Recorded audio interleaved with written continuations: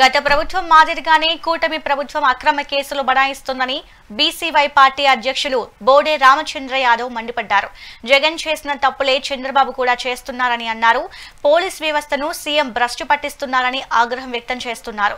తాము చేసిన తప్పులను ఎత్తి చూపిస్తుంటే తనపై అక్రమ కేసులు ఎందుకు పెడుతున్నారని ఆయన ప్రశ్నించారు. సీఎం చంద్రబాబు తనపై అక్రమ కేసులు పెట్టిస్తున్నారని అంటున్న బోడే రామచంద్ర యాదవ్ తో మా ప్రతినిధి నాగశ్రీ ఫేస్ టు ఫేస్.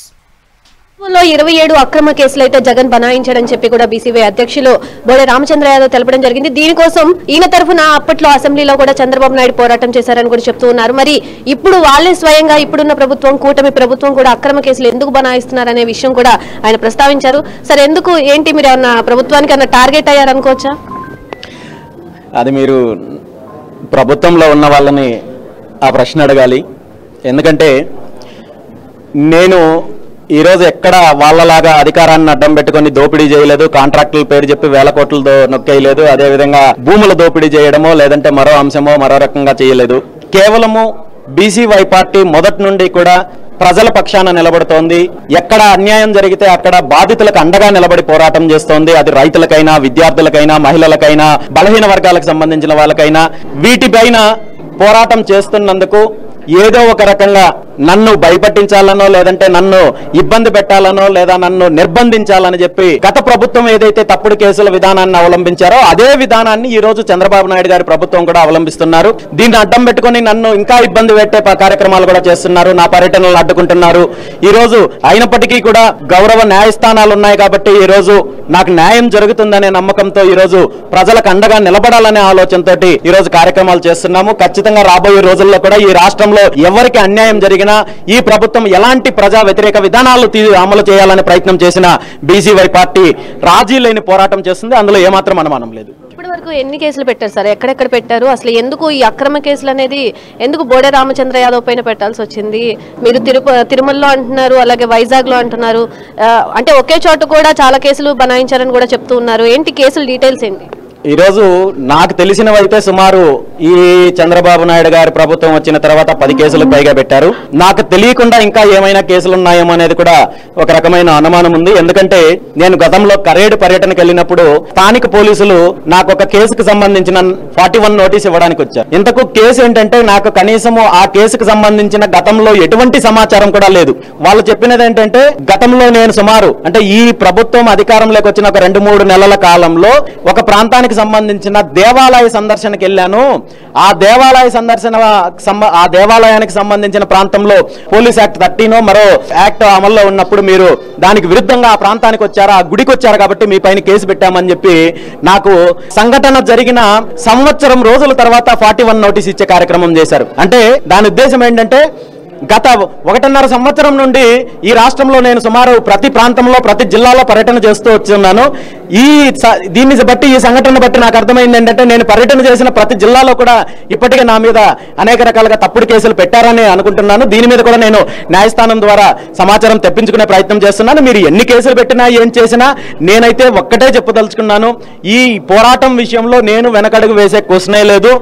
ప్రజలకు న్యాయం జరిగేంత వరకు, బాధితులకు న్యాయం జరిగేంత వరకు, అండ్ మీ దోపిడీ ప్రభుత్వము ఏదైతే మీ దోపిడీ వ్యవస్థ ఉందో దీన్నంతటికీ కూడా ఒక ముగింపు పలికి ఈ రాష్ట్రానికి మీ కబంధ హస్తాల నుండి బయటకు తీసుకొచ్చేంత వరకు కూడా బీసీవై పార్టీ పోరాటం చేస్తుంది. సార్, అంటే పర్యటనకి వెళ్ళేటప్పుడు మనం పోలీస్ పర్మిషన్ తీసుకుని వెళ్తాం. ఇప్పుడు లాస్ట్ టైం మనం చూసుకున్నట్లయితే జగన్ కూడా ఇలా పర్యటన వద్దన్నా కానీ చేసినప్పుడు ప్రాణాలు పోయాయి, కనిపించాయి. సో అలా ఏమన్నా జరిగిందా? ఏమన్నా చెప్పారా, ఇంటిమేట్ చేశారా? లేదు అంటే అసలు పర్యటనే వద్దు, మీరు ఇలాంటి వాటిపై ప్రజల వద్దకు వెళ్ళొద్దని ఏమన్నా ఇంటిమేట్ చేశారా? ఈరోజు రాష్ట్రంలో పోలీస్ వ్యవస్థ వ్యవహరిస్తున్న తీరు ఎలా ఉందంటే దీనికి ఒక చిన్న ఉదాహరణ చెప్పాలంటే రాజయ్యపేటకు సంబంధించి అక్కడ మత్స్యకారులకు మద్దతుగా నేను వెళ్ళడానికి ప్రయత్నం చేస్తే పోలీసులు నన్ను ఇప్పటికీ 2 సార్లు అడ్డుకున్నారు. అడ్డుకున్న ప్రతిసారి వీళ్ళు ఏం చెప్తున్నారంటే మీరు హైకోర్టు నుండి పర్మిషన్ తీసుకురండి, మేము అనుమతిస్తామని చెప్తున్నారు.